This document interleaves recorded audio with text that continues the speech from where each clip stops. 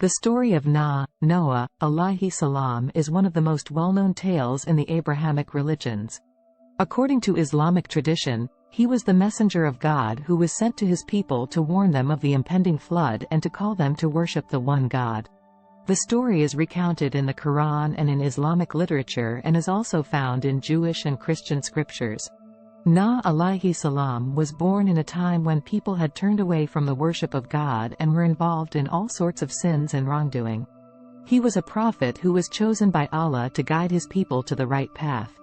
Nuh Alaihissalaam preached the message of monotheism and called his people to worship Allah alone, but they rejected his message and mocked him. Despite their rejection, Nuh Alaihissalaam continued to preach to his people for 950 years, calling them to repent and turn back to Allah. He warned them that if they did not heed his message, they would face a severe punishment. But the people of Nuh Alaihissalaam's time were arrogant and did not believe that any punishment would come upon them. As time passed, Nuh Alaihissalaam's followers became fewer and fewer, and he became more and more distressed. He cried out to Allah, asking for help and guidance. Allah then revealed to him that he should build an ark, a huge ship that would carry him and his followers to safety when the flood came.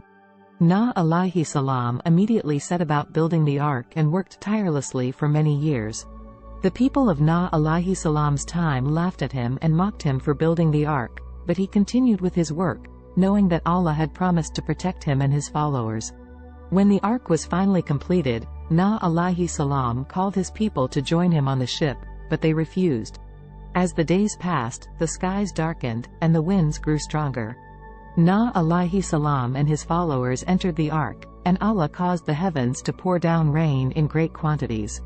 The water level began to rise rapidly, and the floodwaters covered the entire earth.